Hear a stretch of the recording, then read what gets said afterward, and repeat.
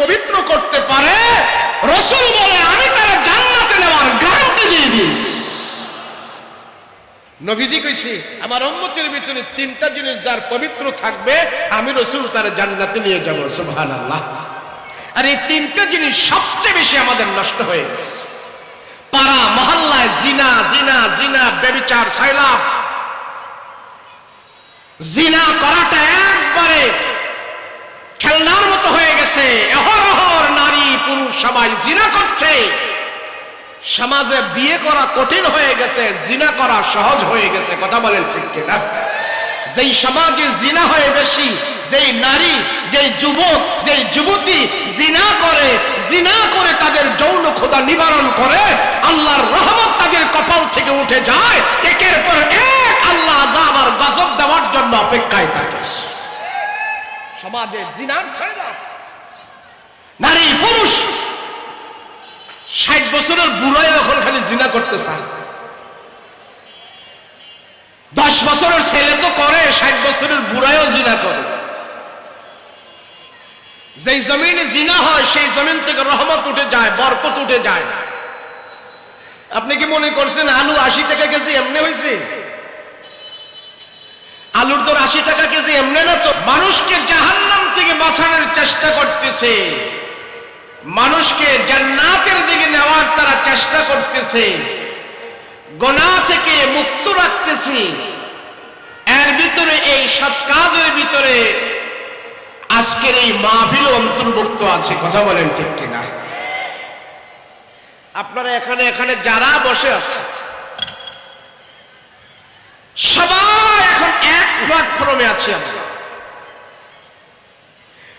এখানে যদি না থাকতাম তাহলে আমরা বাসা বাড়িতে, কেউ শাসটলে, কেউ কর্মস্থলে, বিভিন্ন জায়গায় বিভিন্ন ফাহেশা কাজে আমরা লিপ্ত থাকতাম।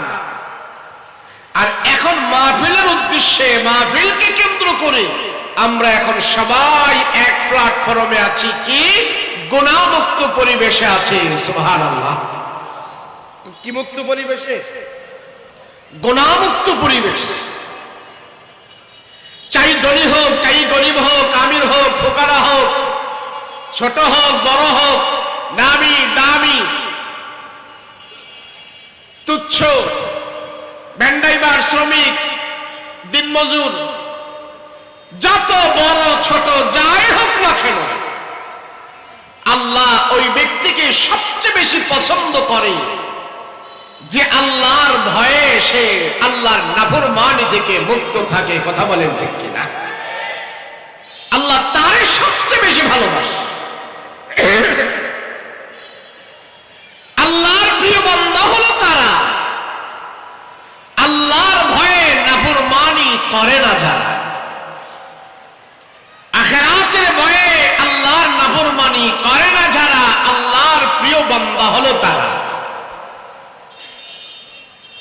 আমি কোরআন হাকিম থেকে যে আয়াত তেলাওয়াত করেছি তার উপরেই আমি কথা বলবো। কোরআন হাকিমের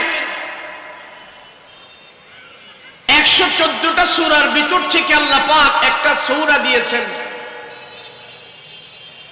এমন একটা সূরা যেই সূরা একটা ব্যক্তির নামে আল্লাহ নামকরণ করেছেন। এই ব্যক্তি সম্পর্কে আমরা আজকে আলোচনা শুনব। লম্বা ওয়াজ করার সময় নাই। আমার পরে আজকে যিনি প্রধান মেহমান উনিও চলে আসতেছেন। 9টা স্টেজে বসার কথা আমাকে সময় দেওয়া হয়েছে। আমি এর ভিতরেই আমার কথাগুলো সমাপ্ত করার চেষ্টা করব। মা তৌফিক ইল্লা বিল্লাহ। ছোট্ট একটা ইতিহাস বুঝতে হবে আমার এই ওয়াজটা, আমার এই আলোচনাটা বোঝার জন্য। পৃথিবীতে আল্লাহ কিছু কিছু মানুষ বানিয়েছেন এবং এই মানুষদেরকে দিয়ে আল্লাহ পৃথিবীতে ইতিহাস রচনা করেছেন। যত মানুষ আল্লাহ বানিয়েছেন এদের ভিতর থেকে আল্লাহ কিছু কিছু মানুষের সৌন্দর্য, চেহারা, তাদের সৌন্দর্যের বর্ণনা আল্লাহ পাক নিজে করেছেন। পৃথিবীতে এমন কিছু কিছু মানুষ আল্লাহ তৈরি করেছেন সুন্দরের বিপরীত কালো কুসরি বিশ্রী, তাদেরও বর্ণনা আল্লাহ পাক কোরআন হাকিমে ধরে চলেছেন। ইতিহাসবেত্তারা লেখেন পৃথিবীতে সবচেয়ে সুন্দর মানুষ ছিলেন তিনজন। জোরে বলেন কয়জন? তিনজন। সুন্দর, এদের সুন্দর নিয়ে আলোচনা হয়েছে, ইতিহাস হয়েছে। এমন সুন্দর মানুষ পৃথিবীতে হলেন তিনজন।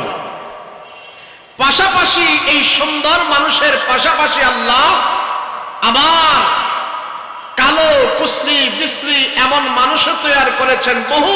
তার ভিতর থেকেও ইতিহাস রচনা হয়েছেন তিনজন।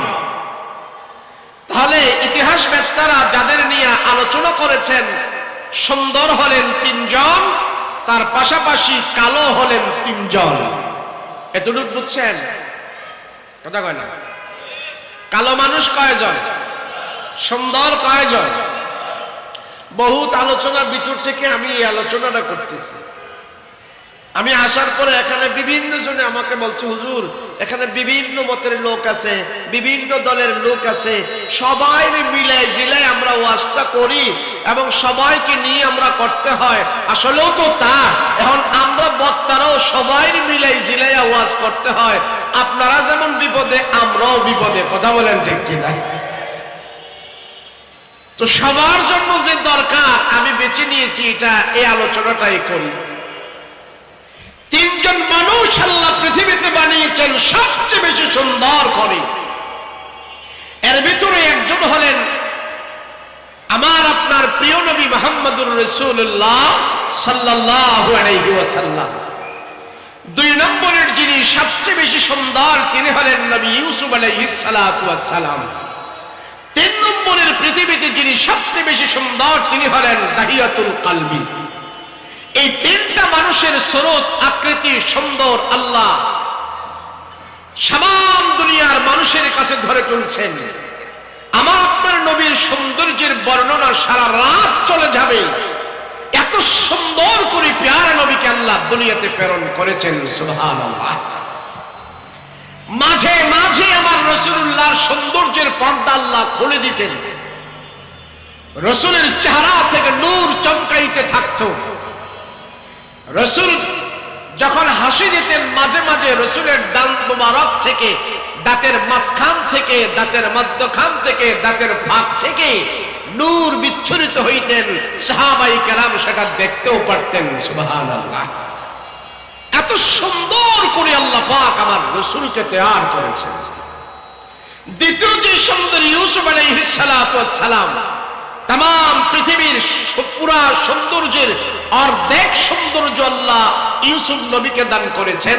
জান্নাতের ভিতরে যত মানুষ থাকবে সমস্ত মানুষদেরকে আল্লাহ ইউসুফ নবীর সৌন্দর্য দিয়া 33 বছরের হায়াত দিয়া আল্লাহ জান্নাতীদেরকে জান্নাতের ভিতরে ঢোকায়া দিবেন। সুবহানাল্লাহ।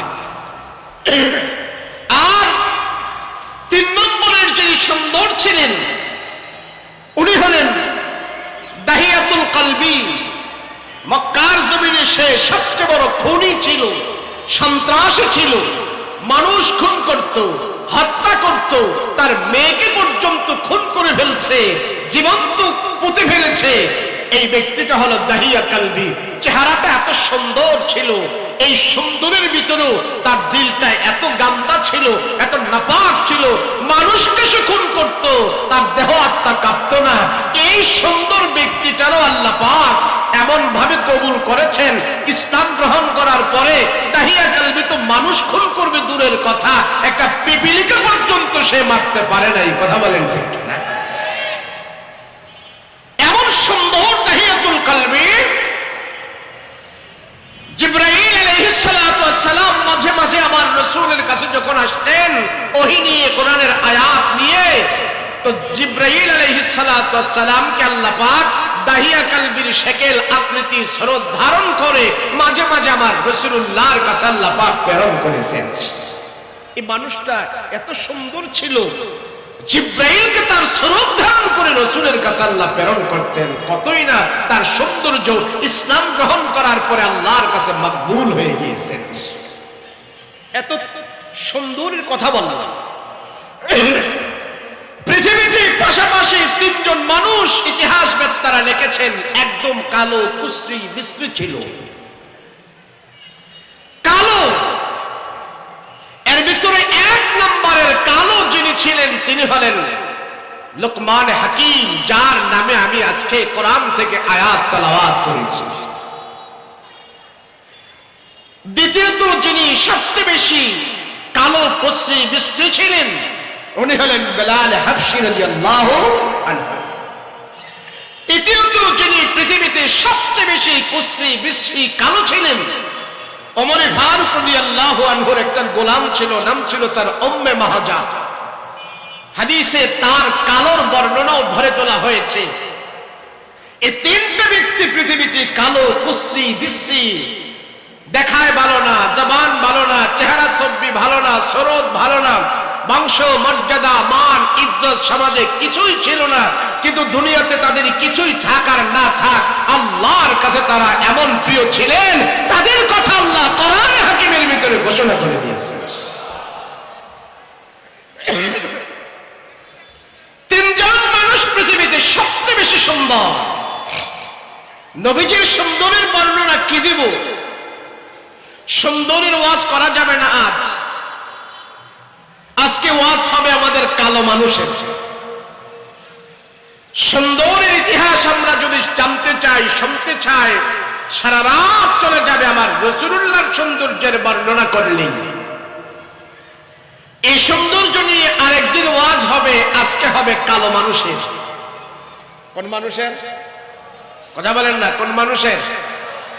আওয়াজ করে কথা কইতে হবে। 5 মিনিট ওয়াজ করলো আপনারা আওয়াজ দিবেন, আধা ঘন্টা ওয়াজ করলো যা জিজ্ঞেস করবো আওয়াজ দিবেন। দুনিয়াতে যারা কালো আছে, বেডঙ্গা, বেসাইজার আছে, সমাজে সবচেয়ে তারা বর্তমানে অবহেলিত। পুরুষ মানুষ কালো হলে চলা যায়, মহিলা মানুষ যদি কালো হয় তার দুর্দশা, দুঃখ, আফসোস মরার আগে আর মজে না। কথা বলতে কিনা? কিন্তু আল্লাহ বলে কালো হও, ধনী হও, গরিব হও, ফকির হও, আমির হও, শ্রমিক হও, মালিক হও, তুমি যা কিছু হও, আমার আল্লাহর কাছে মকবুল হওয়ার জন্য তোমার চেহারা, সুরত, শক্ল এটা গ্রহণযোগ্য নয়। আর চেহারা, সুরত এটা যদি গ্রহণযোগ্য আল্লাহর কাছে হতো তাহলে বেলালের মতন একজন ব্যক্তি এত সম্মানের আসরে আসীনিত হতে পারতেন না। কথা বলেন ঠিক কিনা? তিনজন কালো মানুষের ভিতর থেকে আমি আজকে বয়ান করব একজনের কথা। কয়জন? জনে বলেন কয়জন? এই একজনের নামে আল্লাহ কোরআনে সূরা নাজিল করেছেন।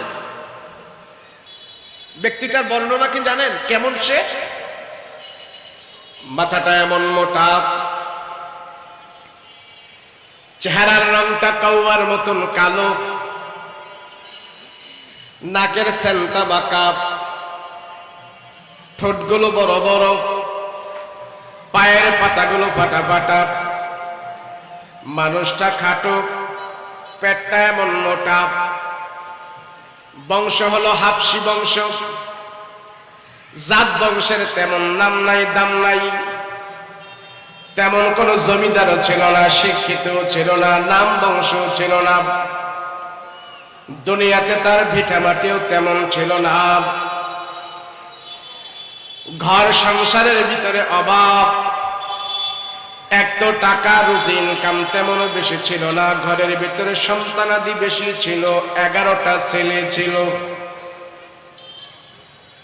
দেখায় ভালো না, জবান ভালো না, পড়া নাই, শিক্ষা নাই, বিদ্যা নাই, বুদ্ধি নাই, ভিটা মাটি নাই, সংসারে অভাব, ছেলে মেয়ে বেশি, 11টা ছেলে।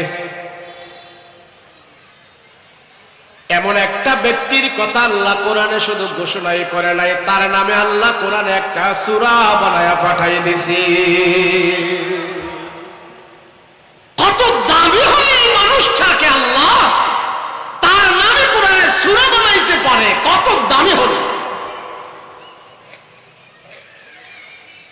মুসলমান ভাইরা আমার, আল্লাহ পাক রব্বুল আলামিন জানাই দেন, হে পৃথিবীর মানুষেরা, তোমার মাল দৌলত, তোমার সম্মান, ইজ্জত, ডিগ্রি, তোমার নামি দামি, তোমার ইন্ডাস্ট্রিজ, তোমার সবকিছু আমার কাছে গ্রহণযোগ্য না। আল্লাহ ডাক দিয়া বলে, হে মানুষ, আমি আল্লাহ যারে পছন্দ করি, আমি আল্লাহ যারে ভালোবাসি, তার দিলের কারণে আমি তারে ভালোবাসি, তার অন্তরের কারণে আমি আল্লাহ ভালোবাসি। যে ব্যক্তিটার বর্ণনা আমি আপনাদের কাছে বললাম, তার নাম হলেন লোকমান। জোরে বলেন, তার নাম কি?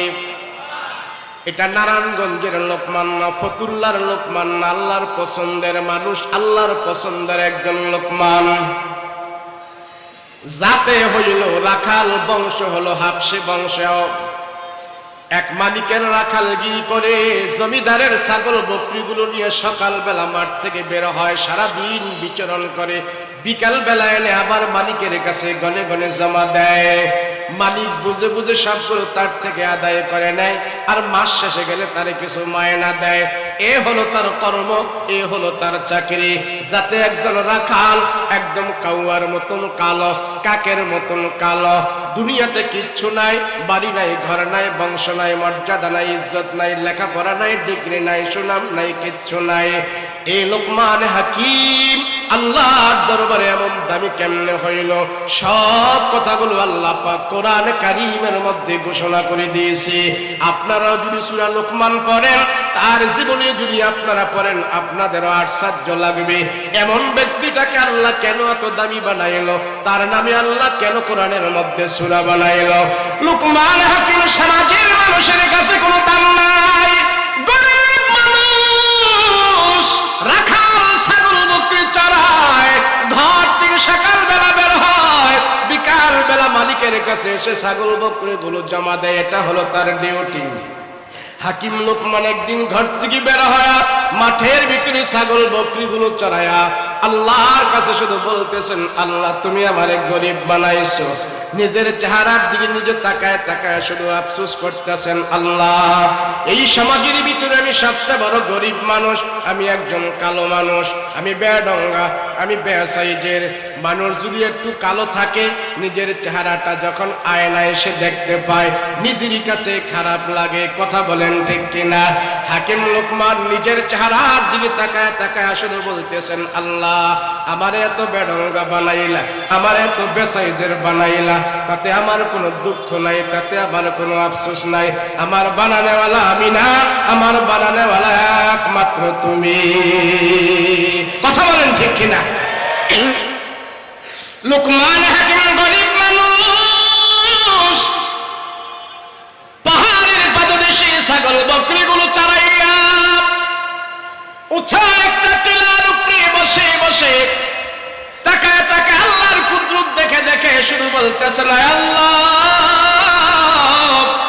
এই আসমান তুমি বানাইলে, আসমান কত সুন্দর, তারকাগুলো কত সুন্দর, ঝর্ণা পাহাড় কত সুন্দর, গাছ গাছালিগুলো কত সুন্দর, সব কিছু আল্লাহ তুমি এত সুন্দর করে দুনিয়া বানাইলা। এই বানানেওয়ালা তো একমাত্র তুমি। তোমার কুদরতি হাত দিয়া দুনিয়াতে একটা সুন্দর করে বানাইয়া আমার মতন লোকমানকে এত বেসাইজের কালো করে তুমি বানাইলা। এর জন্য আমার কোনো আফসোস নাই।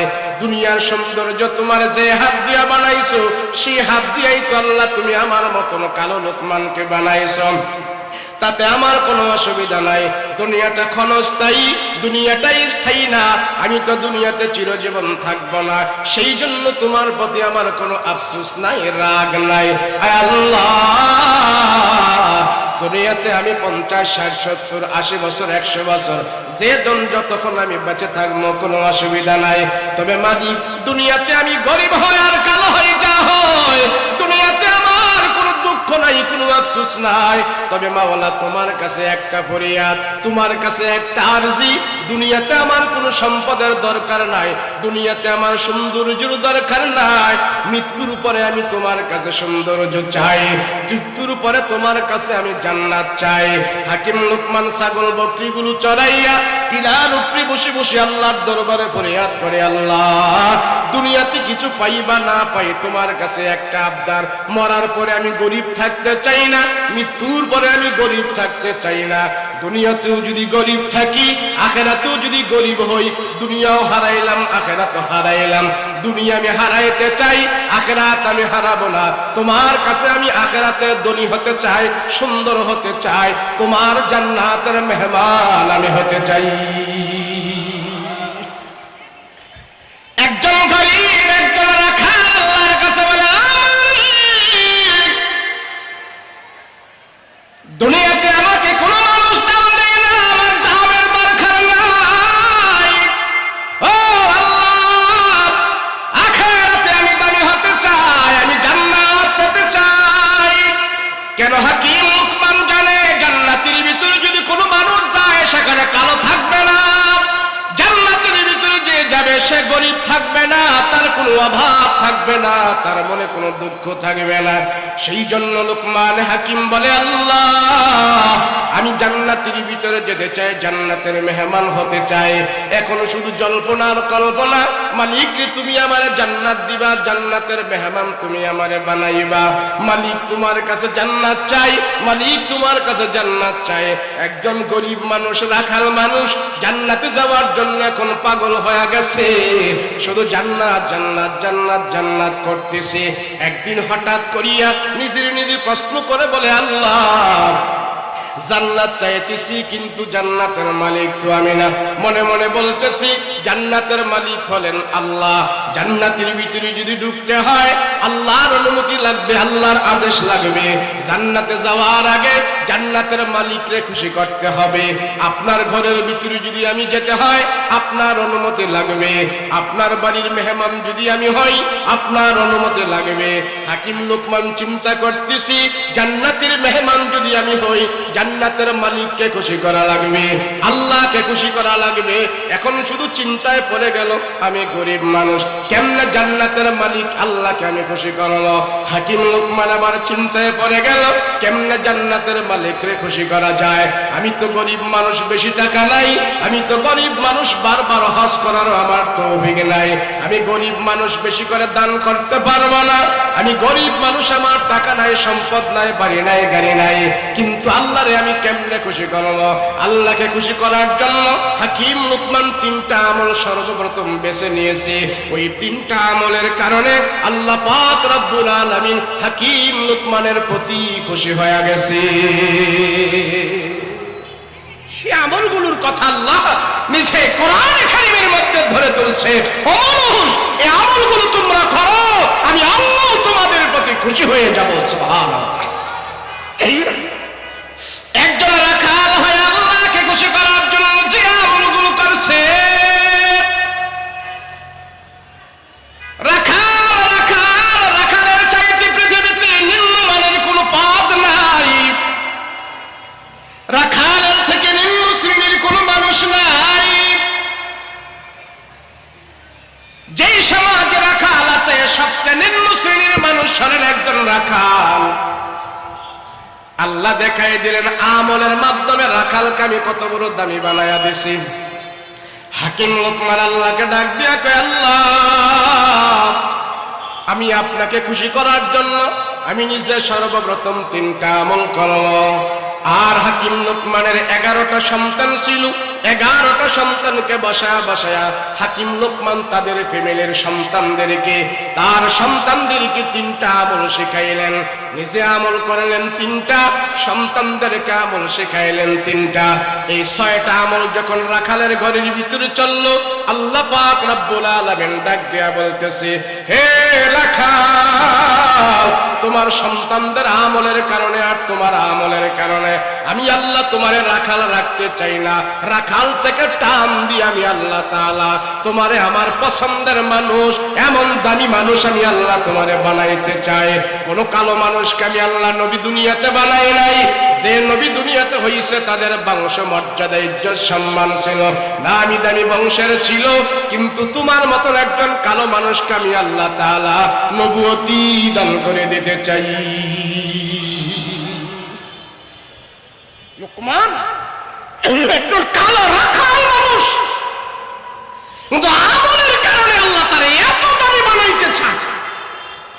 আর আমরা আমল করতে রাজি না, ওয়াজ শুনতে রাজি, আমল করতে রাজি না, পয়সা কামাইতে রাজি, আমল করতে রাজি না। অথচ আল্লাহ বলে আমল করি। একজন রাখাল আমাকে এত খুশি করেছে, আমি সেই রাখালের নামে কোরআনে হাকিমে 114টা সূরার ভিতর থেকে তার নামে একটা সূরা আমি আল্লাহ বানায় পাঠাই দিই। আমলে নাই, ফজরের নামাজে নাই, সালাম কালামে নাই, রাসূলের সুন্নতে নাই, আদর্শে নাই, তাসবিহ তাহলিলে নাই, আসি খালি বদনাম, গপ্প গজারি, ফাও, শাস্ত্রলে বসে বসে শুধু গীবত। এখন তো শাস্ত্রল গুলো পাড়া মহল্লায় যত শাস্ত্রল আছে, মাঝে মাঝে শাস্ত্রলে গেলে দেখা যায় হায় রে, গরিবের পুরা সংসদ ভবন হয়ে গেছে প্রত্যেকটা শাস্ত্রল। কথা বল ঠিক কিনা? শাস্ত্রলে গেলে দেখা যায় এমন কিছু মানুষ সেখানে আছে, কিছু কিছু মানুষ আছে নিজে বুঝে কম, পরের বুঝাই বেশি। আছে না? না, মারাত্মক বিপদ এই সমস্ত মানুষ, নিজে বুঝে কম, পরের বুঝাই বেশি। যাই হোক, হাকিম লোকমান আমল করলো কি? আল্লাহ আমি গরিব মানুষ, এত টাকা নাই, বিদ্যা নাই, বুদ্ধি নাই, বাড়ি নাই, ঘর নাই, সংসার আছে অভাব, 11টা ছেলে। আল্লাহ আমি দুনিয়াতে গরিব, দুনিয়াতে যদি গরিব থাকি, আখেরাতেও যদি গরিব থাকি, তাহলে হইল কি? দুনিয়াতেও গরিব, আখেরাতেও গরিব, তাহলে দনুকুল হারাইলাম। আল্লাহ আমার এক কুলে দাও না। গরিব মানুষ করবে কি? জান্নাতে যাওয়ার জন্য নিজে 3টা আমল নিজের জন্য বেছে নিয়েছেন। সেই 3টা আমলের কথা আজকে আমরা শুনবো। রাজি আছেন ইনশাআল্লাহ? হাকিম লোকমান বসে বসে পাহাড়ের টিলার উপরে বসে বসে শুধু যে গবেষণা করে 3টা আমল বের করলো। 1 নাম্বার আমল হলো, আল্লাহ আমি তোমার সাথে ওয়াদা দিতেছি, আমি জীবনে কোনোদিন নামাজ ছাড়বো না, আমি জীবনে কোনোদিন তোমার সাথে শিরিক করব না। সন্তানদেরকে শিখাইলেন আর নিজের আমলগুলো শিখাইলেন। 3টা আমল করলো নিজের জন্য, 3টা আমল করলো সন্তানের জন্য, নিজের জন্য আমল বেছে নিল। আয় আল্লাহ তুমি যে আমারে জবান দিলা, এই জবান দিয়ে আমি লোকমান কোনোদিন মিথ্যা বলবো না। আমারে যে চক্ষু দিলা, আমার এই চোখ দিয়ে কোনোদিন আমি খারাপ দৃষ্টি দিব না। আমার যে লজ্জা স্থান দিলা, এই লজ্জা স্থান দিয়ে আমি কোনোদিন অপকর্ম করব না। আমার লজ্জা স্থানটা আমি পবিত্র রাখবো। তোমার সাথে আমি ওয়াদা দিলাম। আল্লাহু আকবার। মুসলমান ভাইরা আমার জান্নাতে যাবার জন্য, আল্লাহকে খুশি করার জন্য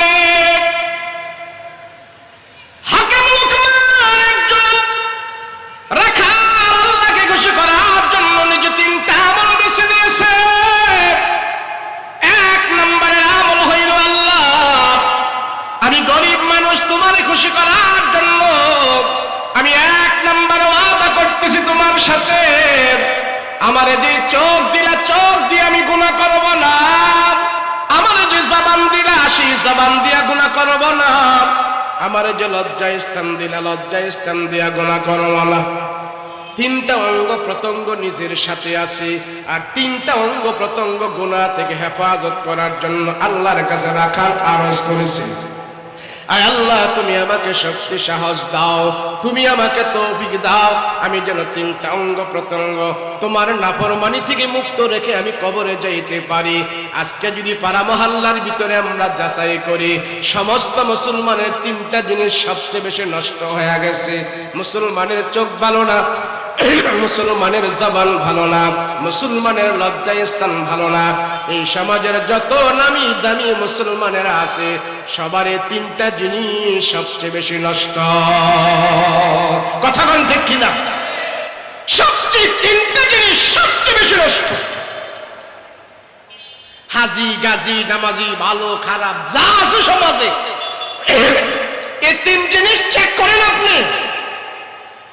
আপনার নিজের এই তিনটা অঙ্গ প্রত্যঙ্গ আপনি চেক করেন, দেখেন ভালো আছে না খারাপ আছে।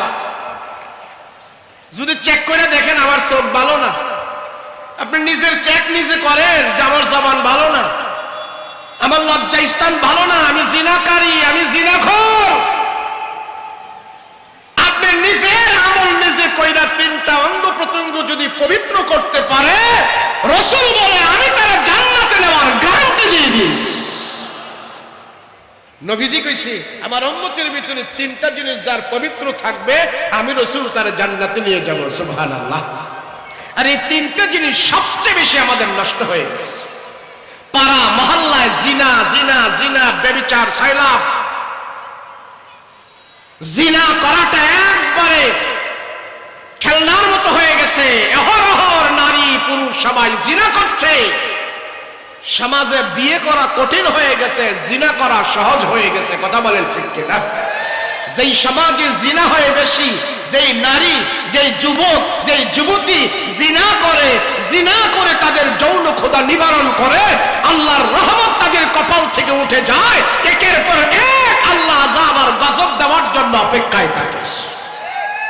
সমাজে জিনার ছেড়ে নারী পুরুষ 60 বছরের বুড়াই এখন খালি জিনা করতে চায়। 10 বছরের ছেলে তো করে, 60 বছরের বুড়াইও জিনা করে। যেই জমিনে জিনা হয় সেই জমিন থেকে রহমত উঠে যায়, বরকত উঠে যায়।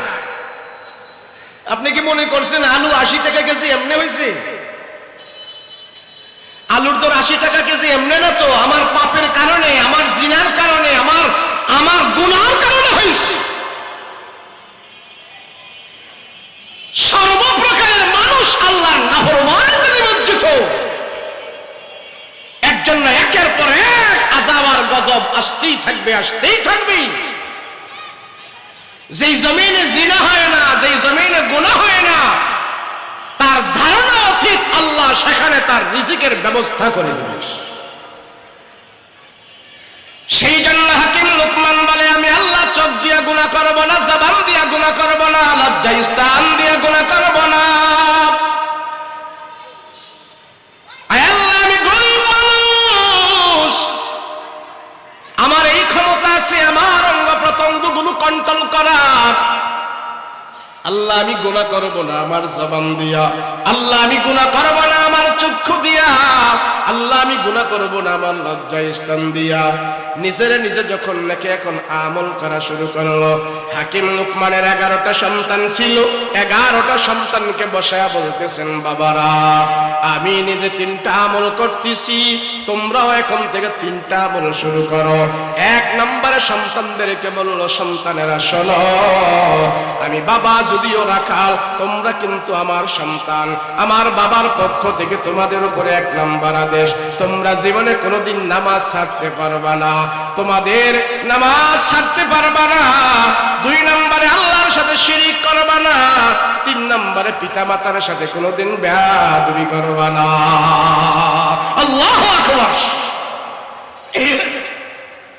মুসলমান ভাইরা আমার, একজন রাখাল হয়ে নিজের সন্তানকে বলেছে তোমরা নামাজ ছাড়বা না। কেন? রাখাল যদি 11টা সন্তানকে বলতো তোমরা মাসে আমাকে 2000 করে টাকা দিবে, 22,000 টাকা, তাইলে তো আমার রাখালগিরি করা লাগে না, আমি আরামে চলতে পারি। কিন্তু রাখাল লোকমানের কথা বলে নাই, সন্তানদেরকে বলছে শোনো, 1 নম্বরে আমার বাবার পক্ষ থেকে আদেশ হলো তোমরা নামাজ ছাড়বা না, নামাজ। 2 নম্বরে আল্লাহর সাথে তোমরা শিরিক করবা না। 3 নম্বরে পিতা মাতার সাথে কোনোদিন বেয়াদবি করবা না। হাকিম লুকমান সন্তানদেরকে আদেশ দিলেন 3টা, নিজে আমল করতেছেন 3টা। ছয়টা আমল রাখালের ফ্যামিলিতে চলতেছে। বাবায় চোখ দিয়া গুনাহ করে না, রাখাল লোকমান জবান দিয়া গুনাহ করে না, লজ্জাস্থান দিয়া গুনাহ করে না। সন্তানদেরকে আদেশ দিল নামাজের, পিতামাতার সাথে ভালো ব্যবহার, আল্লাহর সাথে শিরিক না করার। এই ছয়টা আমল যখন চলতেছে, আল্লাহ আসমানের মালিক আল্লাহ তাআলা ডাক দিয়া কয়, এ লোকমান, আমি আল্লাহ তোমার এই আমল দেইখা, তোমার সন্তানদের আমল দেইখা আমি আল্লাহ তোমার প্রতি এমন খুশি হয়ে গেছি, তোমারে আর দুনিয়াতে আমি রাখাল রাখতে চাই না। আমার আল্লাহর পক্ষ থেকে তোমার জন্য ঘোষণা, তোমারে আমি দামি মানুষ বানাইয়া দিতে চাই। আল্লাহু আকবার। আল্লাহ পাক রব্বুল আলামিন ডাক দিয়া কয়,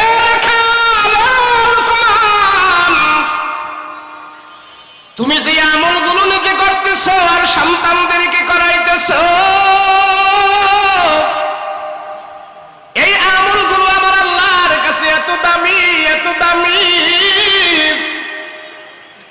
আমি আল্লাহ আখির জামানার নবীর উপরে যে কোরআন নাজিল করব, আমার ভাষায় আমি এগুলি সেই কোরআনের ভিতরে লিপিবদ্ধ করে দিব। হে রাখাল, হে লোকমান, তুমি একজন গরিব মানুষ, তোমার থেকে এই সমাজে আর কেউ গরিব নাই। তুমি গরিব হওয়ার কারণে, তোমার আমলের কারণে আমি আল্লাহ তোমারে এত ভালোবাসি, এত পছন্দ করেছি। আমি আর তোমারে রাখাল রাখবো না, তোমারে আর রাখালের খাতায় রাখবো না। আমি আল্লাহ তোমারে দামি বানাইতে চাই, এমন দামি, এমন দামি। দুনিয়ার ভিতরে আমার বান্দাদের ভিতরে, আমার মাখলুকাতের ভিতরে যারা সবচেয়ে বেশি দামি, তারা হইল নবী, তারা হইল রাসূল। আমি আল্লাহ তোমারে রাখাল থেকে টান দিয়া আমি আল্লাহ তোমারে নবুয়তি দান করে দিতে চাই। আল্লাহু আকবার। আল্লাহ ডাক দিয়া কয়, শোনো, তোমার আমলের কারণে, তোমার গুণের কারণে আমি আল্লাহ তোমার এত ভালোবাসছি। জানো, জানো কেমন পছন্দ করেছি। এই পৃথিবীতে আমি আল্লাহ যত নবী বানিয়েছি, কোন নবীর চেহারা কালো ছিল না। এই পৃথিবীতে আমি আল্লাহ যত নবী বানিয়েছি, কোন নবীর বংশমর্যাদা তোমার মতো নিচু ছিল না। কোন নবীর চেহারা বেড়ঙ্গা ছিল না, কোন নবীর কণ্ঠ এমন ছিল না। তুমি যেমন গরিব শ্রেণীর মানুষ, তুমি যেমন সমাজে একবারে হতদরিদ্র, এমন কোন মানুষকে আমি আল্লাহ নবী বানাই নাই। যত নবী বানিয়েছি তাদের কণ্ঠ ভালো ছিল, তাদের চেহারা ভালো ছিল, তাদের বংশমর্যাদা অনেক দামি ছিল। কিন্তু লোকমান, তোমার আমলের কারণে, তোমার গুণের কারণে আমি আল্লাহ সিদ্ধান্ত নিলাম, তোমার মতন একটা কালো মানুষকে আমি আল্লাহ নবুয়তি দান করে দিতে চাই। আমি তোর নবী বানাইতে চাই। লোকমান হাকিম বলে, আল্লাহ, পৃথিবীতে কোনো কালো মানুষ যদি নবী না বানান, আমারও বানান না, দরকার নাই। আমার নবুয়তি দিয়ে নবুয়তির দরজায় বেইজ্জতি করার দরকার নাই। আল্লাহ, আপনি আমার নবুয়তি দিয়েন না, দিয়েন না, লাগবে না, লাগবে না, নবুয়তি দিয়েন না। আল্লাহ ডাক দিয়া কে, লোকমান, নবুয়তি যদি তুমি না নিতে চাও, আরেকটা দরজা তোমার জন্য খোলা আছে, সেটা তুমি নিতে পারো। বলে, আল্লাহ সেটা কি? আল্লাহ ডাক দিয়া কয়, লোকমান, নবুয়তি যদি না নাও, আমার গায়বী খাজানা থেকে তুমি আসমানি ইলম নাও, আসমানি ইলম নাও। লোকমান জিজ্ঞেস করে, আল্লাহ, আসমানি ইলম নিলে লাভ হবে কি? আল্লাহ ডাক দিয়া কয়, আসমানি ইলম, আমার গায়বী ইলম যদি তোমার সিনার ভিতরে ঢুকে যায়, সেই ইলম দিয়া দুনিয়াতে তুমি আমার আল্লাহকে চিনতে পারবা। আর মৃত্যুর পরে জান্নাতের ভিতরে যায় জান্নাতের নেয়ামতগুলো খুঁজে খুঁজে বের করতে পারবা। ইলম নে মুসলমান ভাইরা আমার, গরিব লোকমান যখন শুনল ইলম নিলে আল্লাহকে চিনা যায়, জান্নাতের ভিতরে নেয়ামত খুঁজে খুঁজে বের করা যায়, এবার লোকমান হাকিম ডাক দিয়া কয়, মালিক, নবুয়তি আমার দরকার নাই, দরকার নাই, দেন আমার আসমানি ইলম দেন। আমি 4টা তাফসীরের ভিতরে পড়েছি, সূরা লুকমানের 4টা তাফসীরের ভিতরে পড়েছি, চার তাফসীরওয়ালায় একই তাফসীর করছে। আল্লাহ পাক লোকমান হাকিমের প্রতি খুশি হইয়া 10,000 কিতাবের জ্ঞান আল্লাহ তাআলা হাকিম লোকমানের সিনার মধ্যে দিয়া দিছি। সুবহানাল্লাহ। নে লোকমান এলেম নে এলেম নে। হাকিম লোকমানকে আল্লাহ পাক রাখাল থেকে টান দিয়া এত এলেম দিলেন, 10,000 কিতাবের জ্ঞান আল্লাহ দিয়া বলতেছে, রাখাল এখন থেকে তোমার নাম শুধু লোকমান নয়, আমি আল্লাহ তোমার নামের আগে পেছনে লাগাই দিলাম হাকিম। হাকিম হাকিম হাকিম মানে হিকমতওয়ালা, এলেমওয়ালা, জ্ঞানওয়ালা। তোমার জ্ঞান গর্ব কথা শোনার জন্য সারা দুনিয়ার মানুষ পাগল হয়ে থাকবে। আর এই এলেম দিয়া আমি আল্লাহ তোমাকে ক্ষান্ত করি নাই। আমি আল্লাহ তোমারে এত ভালোবাসি গুনাহ থেকে মুক্ত থাকার জন্য, আমার নাফরমানি থেকে তোমার অঙ্গ প্রত্যঙ্গগুলোকে মুক্ত রাখার জন্য আমি আল্লাহ তোমারে এত পছন্দ করেছি, তোমারে আমি আল্লাহ এত ভালোবাসছি। তুমি জানো আখির জামানার নবীর উপরে আমি পবিত্র কোরআন নাযিল করব, সেই কোরআনের ভিতরে আমি আল্লাহ তাআলা তোমার নামে একটা সূরা বানায়া পাঠিয়ে দেব। আল্লাহু আকবার। আল্লাহ যারা দামি বানাইতে চায় পৃথিবীর কেউ তাকে ধ্বংস করতে পারে না। কথা বলেন ঠিক ঠিক? মানুষ মানুষ একবার ডাইরেক্ট স্টেজে নিয়ে